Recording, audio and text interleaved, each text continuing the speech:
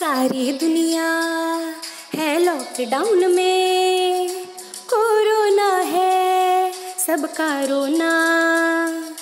डरने वाली बात नहीं है, सावधानी हमको रखनी है। 1 मीटर की दूरी से ही बात है हम सबको करनी है। बच्चों आओ पढ़ो सभी, कोरोना से डरो नहीं।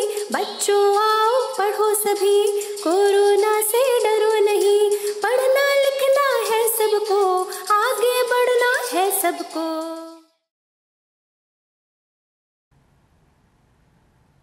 नमस्कार बच्चों, मैं ऋचा सिंह, प्रधानाचार्य राजकीय हाई स्कूल बघौली। आज कक्षा 9 गृह विज्ञान विषय में आप सभी का बहुत बहुत स्वागत करती हूँ। बच्चों, आज जिस विषय को मैं आपके साथ चर्चा के लिए लेकर आई हूँ वह है गृह कार्य व्यवस्था। बच्चों, यह आपकी पुस्तक का अध्याय 3 है। बच्चों, चूँकि पाठ अपेक्षाकृत थोड़ा लंबा है, इसलिए मैंने इसको 3 भागों में विभाजित कर दिया है। आज इसके प्रथम भाग के हम कुछ प्रमुख बिंदुओं पर चर्चा करेंगे। तो आइए देख लेते हैं कि ये कौन कौन से बिंदु हैं। सर्वप्रथम, गृह कार्य व्यवस्था का अर्थ, गृह कार्यों का विभाजन, गृह कार्य व्यवस्था के प्रमुख सिद्धांत, गृह कार्य व्यवस्था को प्रभावित करने वाले कारक और गृह कार्य व्यवस्था पर विपरीत प्रभाव डालने वाले कारक। ये कुछ प्रमुख बिंदु हैं जिन पर हमारा आज का अध्याय बेस्ड है। इसको हम आज इन पर चर्चा करेंगे। बच्चों, इससे पहले आपने अध्याय 2 में गृह व्यवस्था के अंतर्गत गृह व्यवस्था का अर्थ, उद्देश्य तथा महत्व पढ़ा है। गृह व्यवस्था के विभिन्न चरण तथा मुख्य सिद्धांत, जिसमें आपने नियोजन, नियंत्रण और मूल्यांकन प्रक्रिया पढ़ी है। गृह व्यवस्था को प्रभावित करने वाले कारकों के विषय में आप जानते हैं और गृह व्यवस्था में आने वाली बाधाएं कौन कौन सी हैं, इनके विषय में भी आप पूर्व में पढ़ चुके हैं। तो आज हम अपना अध्याय शुरू करते हैं। अध्याय शुरू करने से पहले मैं आपको इस अध्याय को पढ़ाने के कुछ प्रमुख उद्देश्यों के बारे में बता देती हूँ कि पाठ के इस भाग को पढ़ने के पश्चात आप किन बातों से अवगत हो पाएंगे। सर्वप्रथम, परिवार के संदर्भ में गृह कार्य व्यवस्था के अर्थ को आप समझ पाएंगे। फिर गृह कार्यों के विभाजन की जानकारी आपको हो पाएगी। गृह कार्य व्यवस्था के सिद्धांतों के विषय में आप जान पाएंगे। नियोजन, नियंत्रण और मूल्यांकन के विषय में आप जान पाएंगे तथा गृह कार्य व्यवस्था को प्रभावित करने वाले कारक और गृह कार्य व्यवस्था पर विपरीत प्रभाव डालने वाले कारकों की जानकारी भी आपको हो पाएगी। तो बच्चों, आज का अध्याय का प्रथम भाग हम शुरू करते हैं। सर्वप्रथम हम ये जानते हैं कि गृह व्यवस्था का अर्थ क्या है। बच्चों, एक अच्छी गृह व्यवस्था न केवल परिवार के सभी सदस्यों के उद्देश्यों की या आवश्यकताओं की पूर्ति करती है, अपितु परिवार में सुख, शांति, समृद्धि और खुशहाली लेकर आती है। एक सुचारू गृह व्यवस्था के द्वारा ही परिवार अपने निर्धारित लक्ष्यों को प्राप्त करता है, परिवार की उन्नति होती है, उसका जीवन स्तर आगे बढ़ता है, ऊंचा उठता है, और यदि परिवार का जीवन स्तर ऊंचा उठता है तो समाज और राष्ट्र का स्तर भी ऊंचा उठता है, समाज और राष्ट्र की उन्नति होती है। गृह व्यवस्था के अर्थ को व्यापक रूप से समझने के लिए हम गृह व्यवस्था के 2 पहलुओं को देखेंगे। इसका प्रथम पक्ष जो सैद्धांतिक पक्ष है और इसका द्वितीय पक्ष जो इसका व्यवहारिक पक्ष है। इसका प्रथम पक्ष जो सैद्धांतिक पक्ष है, उसके अंतर्गत गृह कार्यों को हम 3 चरणों में बांट सकते हैं। नियोजन, नियंत्रण और मूल्यांकन। हर गृह कार्य को करने के लिए उसका नियोजन किया जाए, उस पर नियंत्रण किया जाए, उस कार्य का क्रियान्वयन किया जाए और उसका सतत मूल्यांकन किया जाए कि हम लक्ष्य को प्राप्त हुए हैं या नहीं, हमारे उद्देश्यों में हमें सफलता मिली है या नहीं। यह गृह कार्य व्यवस्था का एक सैद्धांतिक पहलू है। अगर हम गृह कार्य व्यवस्था के व्यवहारिक पक्ष की बात करते हैं तो गृह कार्य व्यवस्था के व्यवहारिक पक्ष के अनुसार कार्यों का निर्धारण करना, कार्यों को प्राथमिकता के आधार पर क्रमबद्ध कर लेना, प्रत्येक कार्य के लिए समय सीमा का निर्धारण कर लेना और कार्यों को घर के प्रत्येक सदस्य को उनकी योग्यताओं, उनकी शारीरिक मानसिक क्षमताओं, उनकी रुचियों आदि के और उनके समय सुविधानुसार उनके गृह कार्यों के दायित्वों का आवंटन कर देना। गृहिणी अकेले सभी कार्यों का दायित्व नहीं ले सकती। इसके लिए उसको घर के प्रत्येक सदस्य से मदद लेनी पड़ती है और घर के प्रत्येक सदस्यों को यदि उनकी रुचि और क्षमताओं के अनुसार कार्यों का दायित्व दिया जाता है तो वह प्रेम पूर्वक खुशी खुशी उस कार्य में सहयोग करते हैं और परिवार के सभी कार्य आसानी से पूरे हो जाते हैं। तो बच्चों, गृह कार्य व्यवस्था को यदि हम सामान्य शब्दों में समझें तो गृह के समस्त कार्य योजना बनाकर किए जाएं जिससे सभी कार्य सुचारू रूप से संपन्न हो जाएं और परिवार के धन, समय तथा श्रम की बचत हो। यही गृह कार्य व्यवस्था का मुख्य अर्थ है। बच्चों, घर में बहुत सारे काम होते हैं, दिन भर काम होते हैं, जीवन पर्यंत कुछ ना कुछ आवश्यकताएं घर के सदस्यों की होती हैं। आवश्यकताएं छोटी भी हो सकती हैं और बड़ी भी हो सकती हैं, जैसे दिन भर साफ सफाई करना, भोजन करना, कपड़े धोना। ये छोटे छोटे लक्ष्य भी होते हैं दिन भर घर में, और बड़े बड़े लक्ष्य जैसे परिवार में बच्चों की उच्च शिक्षा, शादी ब्याह या मकान बनवाना, इस तरह के बड़े लक्ष्यों की प्राप्ति भी आवश्यक होती है। सभी लक्ष्यों को हम एक साथ प्राप्त नहीं कर सकते हैं, परिवार के सभी कार्यों को हम एक ही समय में पूर्ण नहीं कर सकते हैं। इसके लिए हम समय अवधि के अनुसार गृह कार्यों का विभाजन कर लेते हैं। किस तरह से हम गृह कार्यों का विभाजन करें कि कार्य हमारे लिए आसान हो जाएं, हम आसानी से अपनी सारी आवश्यकताओं को पूर्ति कर सकें, इसको हम देख लेते हैं। गृह कार्यों का विभाजन हम दैनिक, साप्ताहिक, मासिक, वार्षिक, सामयिक और आकस्मिक कार्य के रूप में करते हैं। दैनिक कार्यों के अंतर्गत हम प्रतिदिन करने वाले कार्यों को लाते हैं, जैसे भोजन बनाना। भोजन दिन भर में कई बार बनने वाली क्रिया है। नाश्ता बनाना, दोपहर का भोजन बनाना, शाम की चाय, रात का भोजन। इसके अतिरिक्त साफ सफाई करना, इसके अतिरिक्त कपड़े धोना, जो रोज़ के यूज़ के कपड़े हैं उनको धोना, दूध लाना, फल सब्जी, ताज़ी हरी सब्जियां लाना। ये बहुत सारे कार्य हैं बच्चों को गृह कार्य कराना जिनको हम दैनिक कार्यों के रूप में करते हैं। गृहिणी इनको प्राथमिकता के आधार पर परिवार के सभी सदस्यों की मदद से अच्छी तरह से कुशलतापूर्वक पूर्ण कर सकती है। फिर है साप्ताहिक कार्य। इसके अंतर्गत हम सप्ताह में एक बार जो कार्य हम रोज़ नहीं कर सकते हैं उन्हें हफ्ते में एक बार कर लेते हैं, या हम अवकाश का दिन चुन लेते हैं, या फिर जिस दिन सदस्य उपलब्ध हो गृह कार्य के लिए, आप गृहिणी की मदद के लिए, उस दिन को चुन लेते हैं।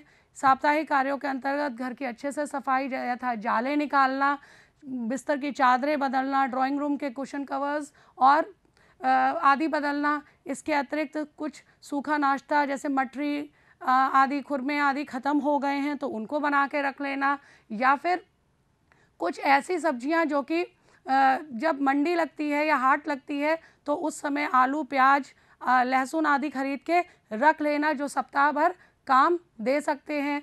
यदि गृहिणी कामकाजी है, यानी घर के अतिरिक्त वो बाहर की भी व्यवस्था संभाल रही है, नौकरी आदि कर रही है, तो उस स्थिति में आप ना मसाले वगैरह पीस लेना, गीले मसाले बना के रख लेना, सूखे मसाले बना के रख लेना, फ्रिज की सफाई, ये सब साप्ताहिक कार्यों के अंतर्गत आते हैं। इससे गृहिणी को पूरे सप्ताह कार्य करने में, गृह व्यवस्था को सुचारू रखने में बहुत सरलता हो जाती है। फिर है मासिक कार्य। मासिक कार्यों को हम माह में एक बार करते हैं। इसके अंतर्गत बजट बनाना, बजट बनाकर घर के राशन आदि की व्यवस्था करना, घर के गृह उपयोगी सामान की व्यवस्था करना, उनको व्यवस्थित कर लेना।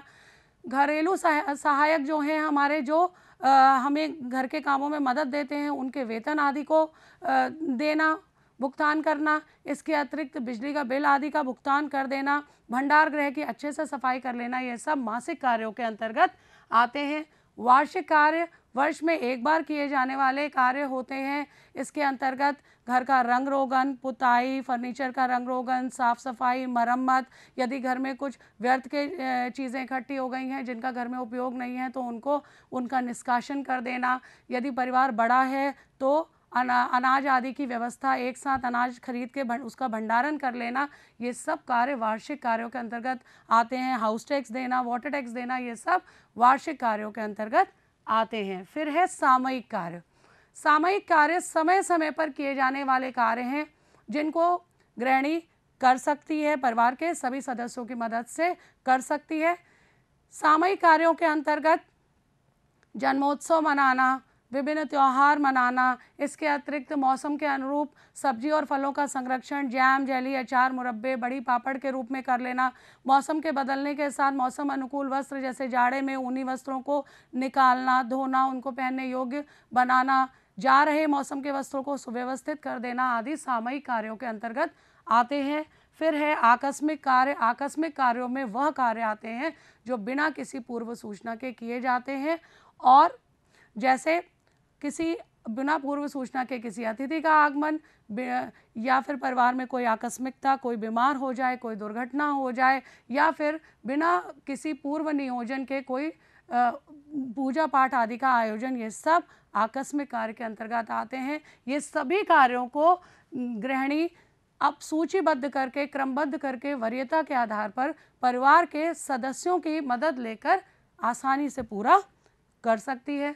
बच्चों, हर कार्य को करने के लिए, कार्य को अच्छी तरह से करने के लिए कार्य के कुछ सिद्धांत होते हैं जिनका पालन हमको करना होता है, तभी हमारी गृह व्यवस्था सुचारू रहती है, तभी हम अच्छी प्रकार से, भली प्रकार से अपनी गृह व्यवस्था को चला पाते हैं। यह प्रमुख सिद्धांत योजना बनाना, कार्य योजना का संचालन तथा नियंत्रण तथा कार्य का मूल्यांकन है। आप पार्ट 2 में भी इसका विस्तृत अध्ययन कर चुके हैं। आगे हम इसके बारे में और चर्चा करेंगे। कार्य की योजना बनाना। बच्चों, कार्य चाहे छोटा हो या बड़ा हो, दोपहर के भोजन में क्या बनेगा या शाम की सब्जी कौन सी बनेगी, इसको भी हम योजनाबद्ध तरीके से करते हैं। और बड़े बड़े लक्ष्यों की पूर्ति, यथा शादी, ब्याह, कोई जन्मोत्सव या फिर मकान बनवाना, बच्चों की उच्च शिक्षा, इन सब को भी हम योजनाबद्ध तरीके से ही करते हैं। योजना बनाकर किया गया कार्य हमेशा सरल होता है, लक्ष्य के अधिक करीब पहुंचाता है, गुणवत्ता उत्तम हो जाती है कार्य की, परिवार के सभी सदस्यों की आवश्यकताएं पूर्ण होने की स्थिति में उनमें सुख और संतोष आ जाता है। योजना बनाकर किए जाने वाले कार्य जो हैं वो हमें अधिकतम संतुष्टि, सीमित संसाधनों में अधिकतम संतुष्टि की प्राप्ति कराते हैं। योजना बनाकर जब हम कार्य करते हैं तो उनमें कुछ बातों का ध्यान रखना चाहिए, जैसे कार्यों को अन्य सदस्यों में बांटना। बच्चों, घर में गृहिणी अकेले ही सारे दायित्वों को पूर्ण नहीं कर सकती है। यदि ऐसा वो करेगी तो उसके स्वास्थ्य पर विपरीत प्रभाव पड़ेगा। उसका स्वास्थ्य मानसिक या शारीरिक दोनों ही पर विपरीत प्रभाव पड़ेगा। उसके अपने लिए अवकाश, मनोरंजन का समय नहीं मिलेगा। इसलिए योजना बनाकर कार्यों को के दायित्वों को अन्य सदस्यों में बांटना बहुत ज़रूरी है। कार्यों को अन्य सदस्यों में बांटने समय कार्यों का बंटवारा सदस्यों की रुचि, योग्यता, क्षमता और समय उपलब्धता के माध्यम से कर लेना चाहिए। उनको देख लेना चाहिए जिस सदस्य की रुचि जिस काम में है, यदि और उसकी शारीरिक क्षमता यदि उस कार्य के लिए है तो वो बड़े शौक से उसको करेगा। कार्य का बंटवारा कर देने से सदस्यों में जिम्मेदारी की भावना आती है, वो अपने आप को महत्वपूर्ण समझते हैं। कार्य का बंटवारा जब सदस्यों की रुचि और योग्यता के अनुसार होता है तो वो कार्य को भली प्रकार से कर सकते हैं। इनसे उनकी कुशलता में भी वृद्धि होती है, घर में सहयोग की भावना बनी रहती है। यथा कोई वृद्ध व्यक्ति हैं, यदि उन्हें घूमने जाने का सुबह शौक है तो आप उनसे दूध आदि लाने का कार्य कह सकते हैं। यदि उनको शाम को पार्क जाने का शौक है तो बच्चों को पार्क में वो घुमा सकते हैं, होमवर्क करा सकते हैं, बच्चों को छोटी छोटी कहानियाँ सुना सकते हैं। और बैठ के करने वाले कार्य, घर की वृद्ध महिलाएं जो शारीरिक रूप से यदि अशक्त हैं तो बैठ के करने वाले कार्य, यथा सब्जी काटना, बीनना, इस तरह के अनाज बीनना, ये सब कार्य बहुत शौक से कर देंगी। इसके अतिरिक्त बच्चे साफ़ सफाई का काम, सलाद बनाने का काम, डाइनिंग टेबल सजाने का काम, अपना कमरा सजाने का काम आदि बड़े रुचिपूर्वक करेंगे। कार्यों को करने के लिए समय का निर्धारण, हर कार्य को करने के लिए समय सीमा निर्धारित होनी चाहिए। यदि भोजन बनाने का समय 1 घंटा है तो भोजन 1 घंटे के अंदर ही तैयार हो जाना चाहिए, क्योंकि समय बहुत महत्वपूर्ण संसाधन है, बहुत सीमित संसाधन है। यदि हम एक कार्य को समय सीमा के अंदर नहीं करेंगे तो दूसरा कार्य प्रभावित होगा। एक काम अगर गुणवत्तापरक होगा तो दूसरा कार्य गुणवत्तापरक नहीं हो पाएगा। परिवार के अन्य सदस्यों से सलाह मशवरा करके कार्य की पूर्ण योजना तैयार करना। हम कोई भी योजना बनाएं, घर के छोटे से छोटे सदस्य से लेकर बड़े से बड़े सदस्यों तक हम उसकी राय जरूर लेनी चाहिए। हो सकता है कि वह आपको कुछ ऐसे विकल्प सुझा दे जो गृहिणी स्वयं न सोच पा रही हो। इसके अतिरिक्त जब हम कार्य योजना बनाते समय सदस्यों की सलाह और मशवरा लेते हैं, राय लेते हैं, तो ऐसी स्थिति में परिवार के सदस्य अपने आप को महत्वपूर्ण महसूस करते हैं, उन्हें अपनी जिम्मेदारियों का एहसास होता है और वह बहुत उत्साहपूर्वक सभी गतिविधियों में भाग लेते हैं और अपने दायित्वों का निर्वहन करते हैं। अब आते हैं हम कार्य योजना का संचालन और नियंत्रण। कार्य योजना का संचालन और नियंत्रण भी उतना ही महत्वपूर्ण है जितना योजना को बनाना। योजना जितनी मजबूत होगी उतना ही हम लक्ष्यों के अधिक करीब होंगे, लेकिन योजना जितनी मजबूत होगी उसका संचालन और नियंत्रण भी यदि उतना ही अच्छा नहीं होगा तो फिर हम अपने लक्ष्यों को प्राप्त नहीं कर पाएंगे। इसके लिए हमें तैयार की गई योजनाओं को क्रियान्वित करना, यानी उन्हें इम्प्लीमेंट करना। यदि हमने केक बनाने के लिए सोच रहे हैं तो उसकी समस्त सामग्री इकट्ठी करना, किन बर्तनों में बनना है, किस उपकरण का इस्तेमाल होना है, उसकी रेसिपी क्या है, उसको इकट्ठा करना, ये सारी, और उसको बनाने का प्रोसेस करना, ये सब क्रियान्वयन के अंतर्गत आएगा। परिवार के अन्य सदस्यों को सौंपे गए कार्यों का संचालन व नियंत्रण।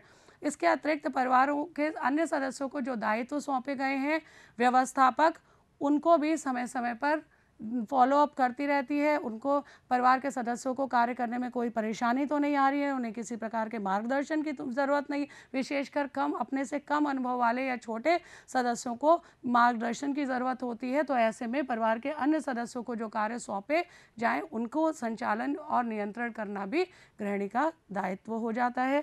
परिवार के सदस्यों को कार्य से संबंधित निर्देश देना। परिवार के विभिन्न सदस्यों को और परिवार से बाहर घरेलू सहायकों को भी कार्य से संबंधित निर्देश कि वो किस तरह से होना है, किस समय सीमा के अंतर्गत होना है, उसको किस क्रियाविधि से किया जाए कि ज़्यादा आसानी से हो जाए, संसाधन जो अपव्यय होने से बचे, ये सब परिवार के सदस्यों को कार्य से संबंधित निर्देश देने के अंतर्गत आएंगे। फिर है सभी कार्यों को उचित समय पर संपन्न करना।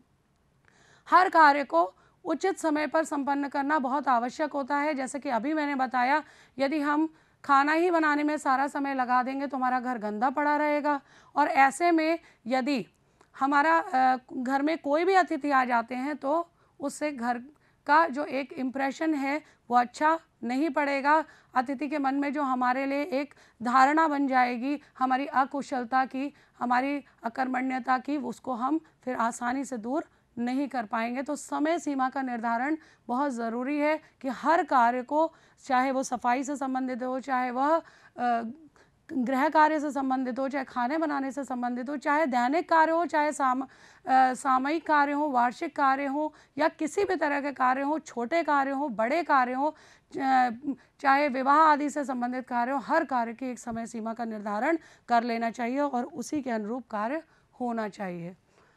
अंतिम है कार्य का मूल्यांकन। बच्चों, यह उतना ही आवश्यक है जितना योजना बनाना और योजना को क्रियान्वित करना और योजना का नियंत्रण करना। मूल्यांकन एक सतत होने वाली प्रक्रिया है।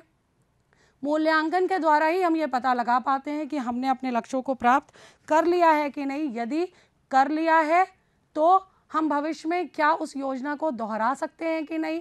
भविष्य अगर नहीं कर पाए हैं किसी कारण से लक्ष्य की प्राप्ति, तो बाधाएं कहाँ कहाँ पे हैं, उन बाधाओं को हम कैसे दूर कर सकते हैं, ये सब कार्य के मूल्यांकन के अंतर्गत आता है। कार्यों से प्राप्त परिणामों या उपलब्धियों की हम जांच पड़ताल करते हैं। लक्ष्य की प्राप्ति हुई तो कितने प्रतिशत हुई, यदि नहीं हुई तो उसके क्या क्या कारण हैं, भविष्य की योजना को आधार देता है। यदि हमारे कार्य की प्राप्ति हो गई, हमारे उद्देश्य पूरा हो गया, जैसे मैंने अभी एक एग्जाम्पल दिया था कि यदि मैंने केक बनाने की सोची और एक केक बनकर तैयार हो गया, मैंने योजना बनाई, उसके लिए संसाधन एकत्रित किए, उसको एक अच्छी क्रियाविधि अपनाकर उस केक को बनाया। अब केक के स्वरूप उसको देख के, उसका रंग, उसका आकार, उसके टेक्सचर को देख के, उसको टेस्ट करके हमें पता चलेगा कि मैं केक बनाने में सफल हुई या नहीं हुई। ऐसा तो नहीं है, क्या केक बढ़िया बनकर तैयार हुआ, पूर्ण रूप से अच्छा बना, मैं लक्ष्य की पूरी प्राप्ति कर ली, तो मुझे बहुत आत्मिक संतोष होगा। यदि कोई कमी रह गई तो इस मूल्यांकन के द्वारा मैं पता लगा सकती हूँ क्या कमी रह गई, क्या देखने में अच्छा नहीं है तो क्यों अच्छा नहीं है, क्या पकाने में कोई कमी रह गई, फेंटने में कोई कमी रह गई, केक नहीं फूला, कम फूला तो क्यों कम फूला। तो ये सारी जो कमियां हैं वो मूल्यांकन के द्वारा ही पता चलती हैं और इन्हें हम समय समय पर दूर कर सकते हैं। निर्धारित योजना में कमी होने पर उसमें सुधार के सुझाव, जो योजना में जो हमारे लक्ष्यों को प्राप्त करने में जो कमी रह गई है उसमें सुधार कैसे किया जा सकता है, उसको हम कैसे और अच्छा बना सकते हैं, इसमें सुधार के सुझाव भी मूल्यांकन के द्वारा ही होते हैं।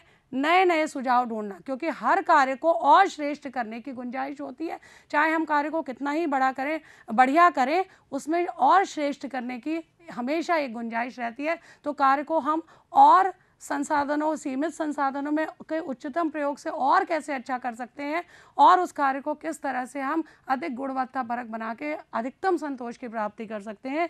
तो ये नए नए सुझाव ढूंढना भी मूल्यांकन प्रक्रिया के द्वारा ही पूर्ण होता है। बच्चों, किसी भी कार्य को करने के लिए, एक अच्छी गृह कार्य व्यवस्था के लिए इन तीनों सिद्धांतों का पालन बहुत आवश्यक होता है। कार्य का मूल्यांकन, कार्य का नियंत्रण और कार्य का नियोजन, ये एक क्रमबद्ध प्रक्रिया है। सर्वप्रथम नियोजन, फिर नियंत्रण और उसके बाद मूल्यांकन। अब आते हैं कार्य कुशलता पर। बच्चों, कार्य करना जितना आवश्यक है, कार्य को कुशलतापूर्वक करना भी उतना ही आवश्यक है। यदि हमने कार्य तो कर लिया, जैसे तैसे लक्ष्य को प्राप्त कर लिया, लेकिन उसमें गुणवत्ता नहीं है, उसमें संसाधनों का अपव्यय हुआ है, चाहे वो भौतिक संसाधन हो, चाहे वो मानवीय संसाधन हो, तो हमें उस सुख की प्राप्ति उस कार्य को करने के बाद नहीं हो पाएगी जो हमें होनी चाहिए थी। पारिवारिक जीवन स्तर ऊंचा नहीं उठेगा, संसाधनों के अपव्यय से परिवार को इसका खामियाजा भुगतना पड़ेगा और परिवार के संसाधनों के अपव्यय से परिवार में उस सुख संतोष की प्राप्ति नहीं होगी जो एक अच्छा गुणवत्तापरक कार्य करने में होनी चाहिए। इसके लिए कार्य विधि हमको पता होनी चाहिए, कार्य का सही ज्ञान पता होना चाहिए, कार्य करने के विभिन्न सिद्धांतों के बारे में पता होना चाहिए। एक कार्य कुशल गृहिणी ही एक सुगढ़ गृहिणी मानी जाती है। एक छोटे से उदाहरण के द्वारा मैं आपको ये समझाना चाहती हूँ कि यदि हमने किसी को रात्रि 8 बजे भोजन पर बुलाया है तो जाहिर सी बात है उस अतिथि के आने से पूर्व हमको भोजन तैयार करना पड़ेगा, हमको साफ सफाई करनी पड़ेगी और हमें स्वयं भी तैयार होना पड़ेगा। यदि हमने ये सारे कार्य अच्छे से पूरे कर लिए और मेहमान के आने से पहले हम उनके स्वागत के लिए पूर्णतया तैयार हैं तो ये हमारी कार्यकुशलता मानी जाएगी। अन्यथा की स्थिति में हमारी कार्यकुशलता में कमी मानी जाएगी। बच्चों, बहुत सारे ऐसे कारक हैं जो गृह व्यवस्था को प्रभावित करते हैं। इनमें कुछ कारक ऐसे होते हैं जिनको यदि हम अच्छी तरह से अपनाएं इनको, तो इनके द्वारा गृहिणी अपने गृह कार्य व्यवस्था को बहुत अधिक उत्तम बना सकती है। इनमें सर्वप्रथम उचित योजना।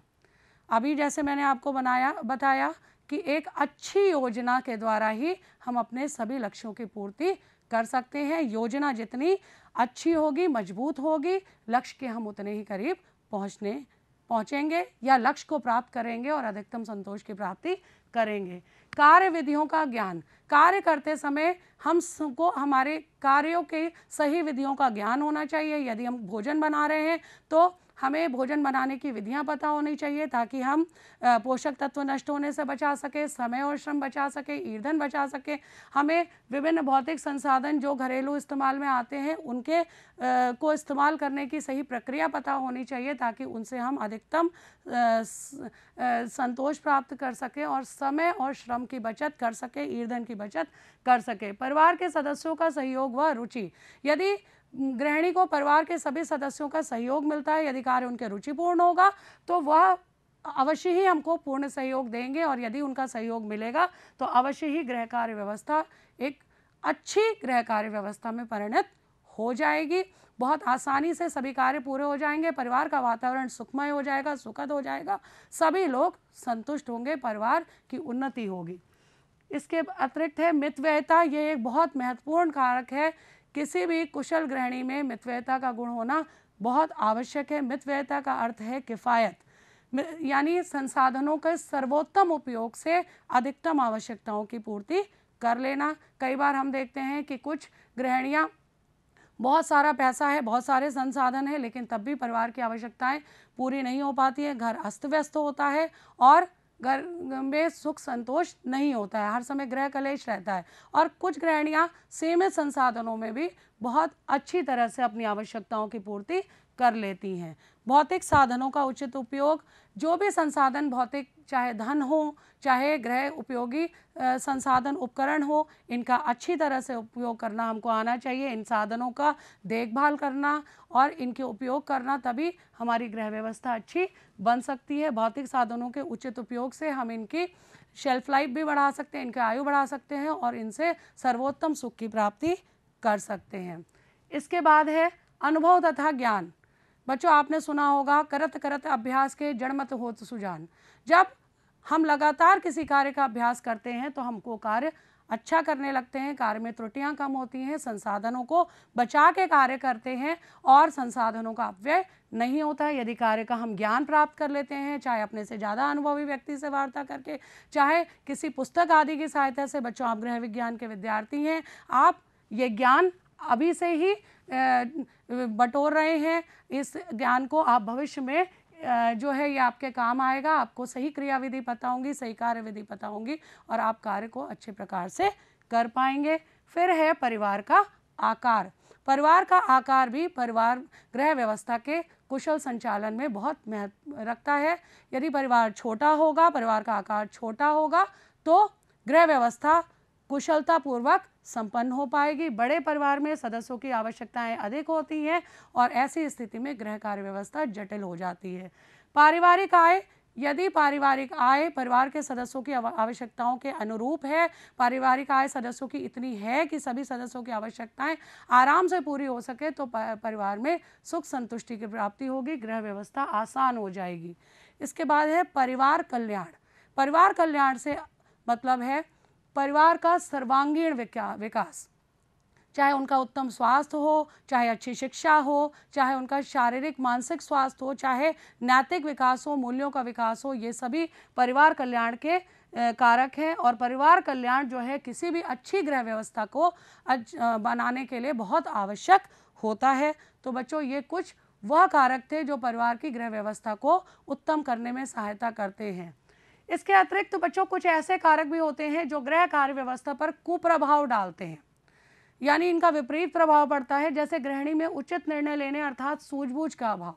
यदि गृहिणी में उचित निर्णय लेने या सूझबूझ का अभाव है, वो लक्ष्य को निर्धारित ही नहीं कर पा रही है, प्राथमिकता के आधार पर उनका चयन नहीं कर पा रही, गाड़ी पहले खरीदें या मकान पहले बनवाएं, इसको नहीं समझ पा रही है, बच्चों की उच्च शिक्षा ज़रूरी है या उसके लिए गहने खरीदे जाने ज़रूरी हैं, तो फिर ऐसे में गृहिणी जो है एक अच्छी गृह व्यवस्था को निर्धारित नहीं कर पाएगी और परिवार में असहयोग की स्थिति हो जाएगी। परिवार की निम्न आर्थिक स्थिति ये भी परिवार के गृह व्यवस्था पर बुरा प्रभाव डालती है। यदि परिवार की आय परिवार के सदस्यों की आवश्यकताओं के अनुरूप नहीं है, तो जाहिर सी बात है जब उनकी आवश्यकताओं की पूर्ति नहीं होगी तो उनमें असहयोग होगा। आवश्यक साधनों का अभाव, इसके अतिरिक्त आय अगर कम होगी तो आवश्यक संसाधनों का अभाव होगा और परिवार के सदस्य में असहयोग होगा।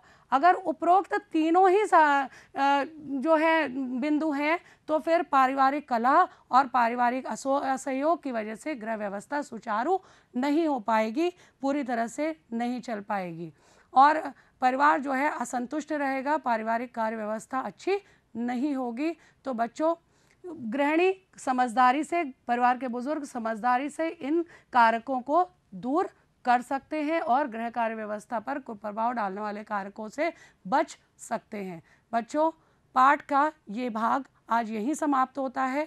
जल्दी से हम एक बार पुनरावलोकन कर लेते हैं। आइए देख लेते हैं आज क्या क्या पढ़ा। गृह कार्य व्यवस्था का अर्थ है गृह के समस्त कार्य इस प्रकार योजना बनाकर किए जाएं जिससे सभी कार्य सुचारू रूप से संपन्न हो जाएं तथा परिवार के धन, समय व श्रम की बचत हो सके। गृह कार्यों को हम दैनिक कार्य, साप्ताहिक कार्य, मासिक कार्य, वार्षिक कार्य, सामयिक कार्य व आकस्मिक कार्यों में विभाजित कर सकते हैं।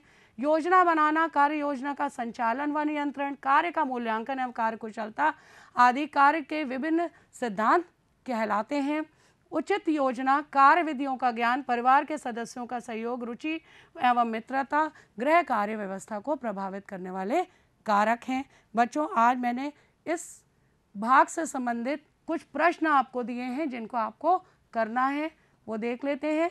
गृह कार्य व्यवस्था का अर्थ स्पष्ट कीजिए तथा कार्य व्यवस्था को प्रभावित करने वाले कारकों का उल्लेख कीजिए। दूसरा प्रश्न है, एक आदर्श गृहिणी को अपने दैनिक, साप्ताहिक, मासिक तथा वार्षिक कार्यों का विभाजन किस प्रकार करना चाहिए, स्पष्ट कीजिए।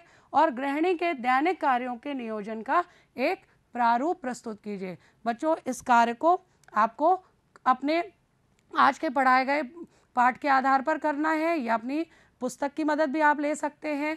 इसके अतिरिक्त मानव संसाधन विकास मंत्रालय भारत सरकार द्वारा विकसित Diksha digital infrastructure for knowledge sharing mobile application पर उपलब्ध है। इसको आप अपने एंड्रॉयड फ़ोन पर गूगल प्ले स्टोर में जाकर डाउनलोड कर सकते हैं और इसमें आपको अपने अध्याय से संबंधित प्रश्न और अन्य गतिविधियां मिल जाएंगी और इससे आप अपने पाठ को आसानी से समझ सकते हैं और इनका अभ्यास कर सकते हैं।